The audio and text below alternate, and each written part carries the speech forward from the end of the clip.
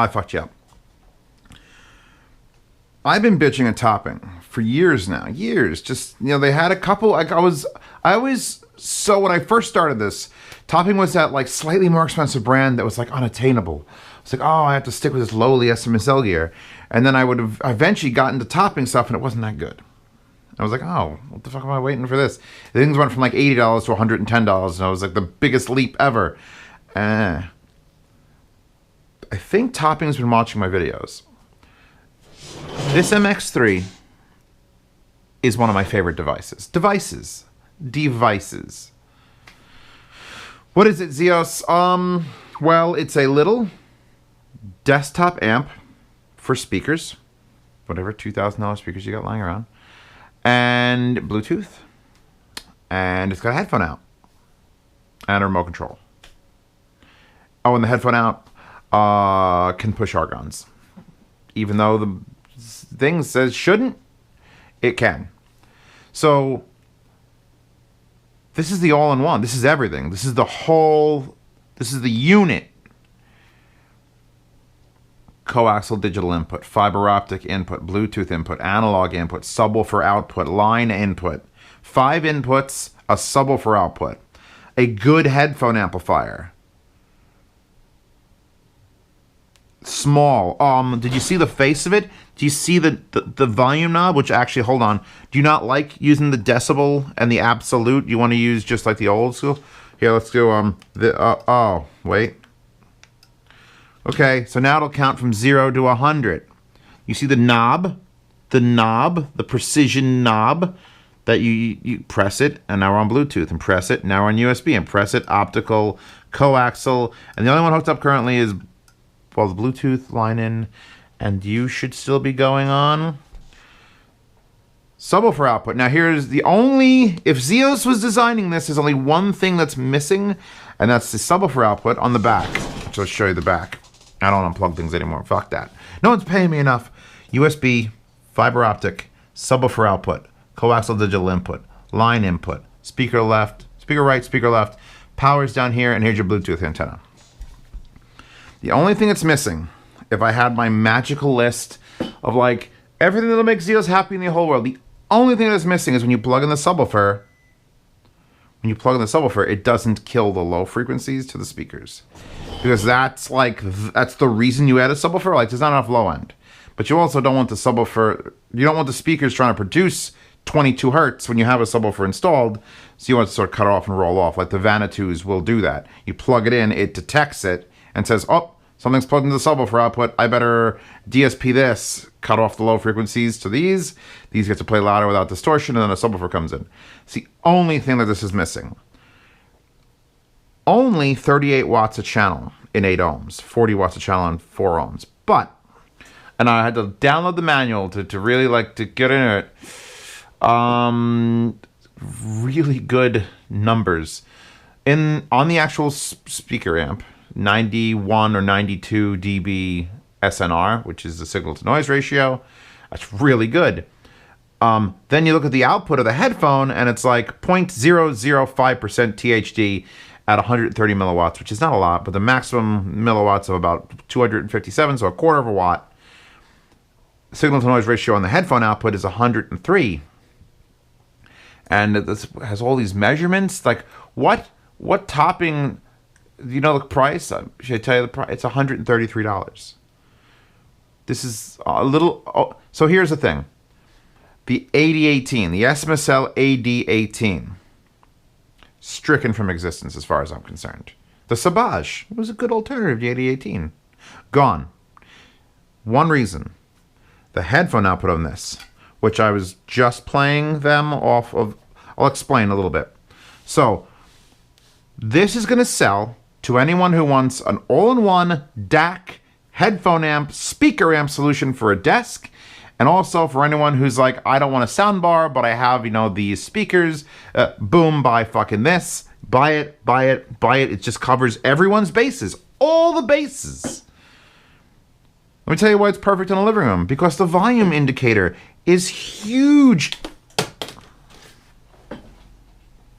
Oh no, I have to reach down on the table. Whatever will my audience look at? It has a dimmable front display. Big, fucking big, easily readable volume increments on an 8-segment display. I have auto on, which dims it. So if we shut off, all right, it'll auto on and off in any of the inputs except for the analog. So you put this in your living room, you plug it in fiber optic from your TV output, you hook up 2 good speakers, you hook up a subwoofer, you turn it on, you set it to optical, you set your volume, you go to sleep, you forget to turn it off, 2 minutes later it's off. You wake up the next day, you turn on your TV, a sound signal comes through the optical, boom, it's on. No fucking with it. No leaving it on. It does get warm. You don't want that. You want to save the whales. You don't want to have a house catch fire. Boom. Auto on and off. Look at the remote real quick. Power button. We get it? Powers it off. What else we got? Comes on with a line. Mute. You hit mute. Mute. That trick, which I wouldn't have figured out ever on my own. If you wanted to count from 0 to 100... and it goes fully to 100, not to 99, to fucking 100. You leave it like that. It's default. If you want it to change, you do mute, so it's lines. You hold mode, then you let go of mute, and all of a sudden we're in the absolute volume territory where it says decibels. And the maximum becomes 30 decibels, and you could set it to 0, which is important for later, because when we talk about hooking up an external amplifier to this, that's where we're going to go, and it'll down all the way to negative 70. So 100 decibels. It's a 100 decibel swing of range. That means when you're in the other one, it's 100 decibels. It's absolute. Depending on how anal you want to be. I should want it to be decibels more. And those are big 5 decibel increments. Then it goes to 1 decibel increments. Then it goes to half decibel increments. You notice how precise this volume control could be? And then you just go up and it's half decibel, half decibel. Let's put it back to... Oh, you ready? I'm going to reset the unit to default for you guys. Shut it off, right? You ready for this? This is cryptic shit. Rotate that left 3 times. 1, 2, 3. How's that for fucking defaulting to it? Push it in, comes on, volume's 30, it's on auxiliary. That's default. That's how it defaults. Unpause music. So I've got 3 sources going into this, but there's really only 2 sources. Fiber optics coming from back there, and it's using the internal DAC. Then I've got RCAs coming from this JDS Labs EL DAC, which is should be a better DAC than what's in it. So if I plug in headphones to the front, let's fucking just go for the gold. Let's plug this in. Oh, almost forgot the best part. So I just plugged in headphones, right? If we play music, where are we getting headphone music? Okay. Game of Thrones, still playing. Now both are playing. And now just those are playing. You never have to unplug your fucking headphones! Woo! Woo! Woo! I never have to unplug my headphones! Oh god, Game of Thrones theme. Three settings. Nothing here. Speakers. And you can only do this on the remote, which is another like it should. There's no buttons. If there was like an extra button here, they could probably have signed it. But this is, it's one press in, it's on off switch thing, volume. If you want to initiate bass and treble things, you have to hit it on the remote. The remote's important. But mode, now it's headphone, solidly headphone. We play Game of Thrones or something else. Headphone only. You hit mode again. That blinks. That means it's doing both, speakers and headphones. You hit mode again. Speakers off, just speakers. Do I have to explain why this is better than all the other shit? No? Any more? Fucking more? Keep going? Let's keep going.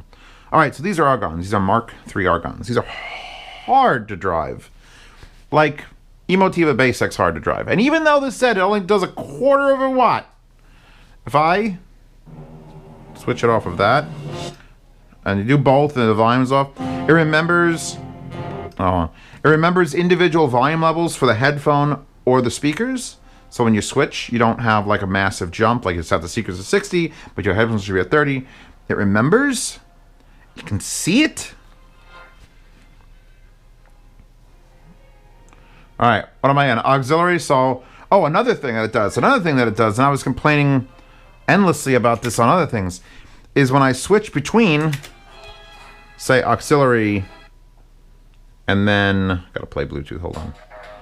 Bluetooth, and then optical.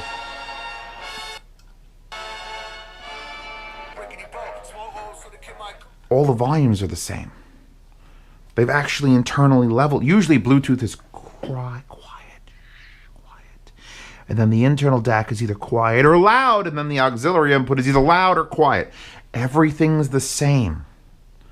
Someone just sat there and said, all right, let's just hook this shit up, and I'll adjust this in the DSP.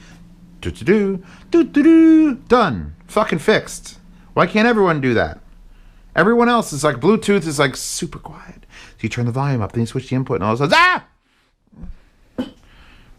this is perfect. It's perfectly set up. So now, back to what I was playing. No. Yes. No. No. Because this will control Bluetooth. When you're on Bluetooth paired mode. There we go. We now have full file not found. Great. We're at 0 volume. Raise the volume. So there are increments in volume. We're back to the 0 to 100 instead of negative 70 to plus 30. Nice. Good speed. Good pace. It's getting louder. Out of 100, about 65, 70 on argons. I have the Atticus here as well. And I'm like, you know what? You know what this is missing? Pause. Pause is my player. Just pause is my player. Next track. Next track's my player. Pause my player. I was going to say, you know what I really hate about these units is that, you know, you don't get to use the DAC for something else. You know, you got the headphone out, you got a subwoofer out, you got a line in, but there's no RSA outs in case you want to add a dark voice or a better balance amp or some other amplifier you had. But this is legal, all right? No one's coming to kick you out of the country if you do this, as long as you follow my instructions. You can plug one headphone amplifier into another headphone amplifier, as long as the volume you set, instead of it being to drive headphones, it's now becoming a signal. And you want the signal to be like a DAC. Like this DAC, if I plugged this wire and I plugged headphones into it with an adapter, I'd be able to listen to the EL DAC. It has an amplifier built in to make the signal happen. You just have to find the right level. And here, I'll put the brightness up a little bit. Guess what you could do? You could do the mode trick, and then you could set it precisely to 0 dB, and then you could take this. What am I on? Am I on Bluetooth? Let's switch it to optical. It tells me the kilohertz for a split second. If I change tracks, it won't do it. If I change sources, it'll just pop up. Now, the DAC in this and the headphone amp is becoming a line output in stereo, going woo to the JDS Labs Atom. And I can just control this like a normal amplifier. This is allowed as long as you remember that you set this volume and you fucking don't touch it. You don't make, because you don't want to over volume this. You don't want to put actual power into the back of another amplifier. That's when you get distortion climbing on top of distortion. But if we could find the line level, which 0 is basically line level, and then you can push it into this, and this is absolutely as clear as you'd ever need to get. I'm smitten.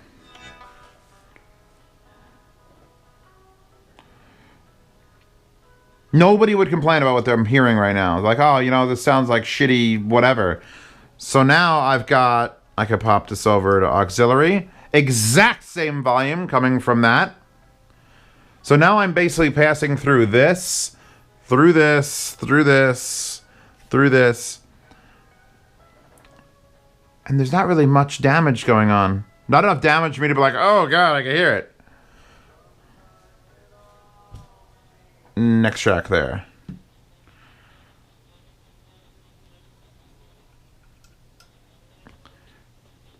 And you know what? Because I have to assess. Because I have to assess the DAC. Because having fiber optic in means this DAC, and having analog in means that DAC. That $240 DAC versus the internal of $144 complete unit. It's pretty fucking good. It's pretty fucking good. It's pretty fucking good. Like, I just did a whole video on like an $1,100 DAC and how it adds like auras around sound and shit. Yet listening to this, I'm just like, I could live with this DAC. I could live with the sound that this puts out on good headphones. And then I could do this and have an external amplifier. It doesn't have to be this. It could be fucking the Mass Drop THX if you really wanted to. I'd probably invest in a better DAC for that. But this, look at the functionality of it. Living room, big display, remote control, dimmable. Oh, I'm going to watch movies now, honey. Dim. It goes from the brightest, dimmest. Then you can work it back up if you wanted to. You want to put it on your desktop like this. You're gaming. Boom headphone. You never have to unplug it. Fucking greatest thing ever. I hate... Because here's another thing. I don't like the actual plug on this. Because you could just see it's a plastic one for like soldering onto a PCB. So I feel like you don't want to be plugging and plugging and plugging and plugging and plugging. You just want to like once. Or it will automatically detect, by the way, if you have it in the auto mode. And then do either or. Or you could force it, which is what I prefer. I like forcing things. You just set it. You hit mode. Well, mode is, yeah, mode. No headphone icon. That means we're doing this.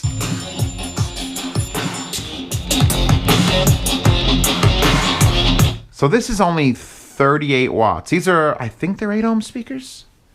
I could ask Amazon Echo, but I don't think she'll know. But regardless, even if they're 4 ohm speakers, only 40 watts per channel. And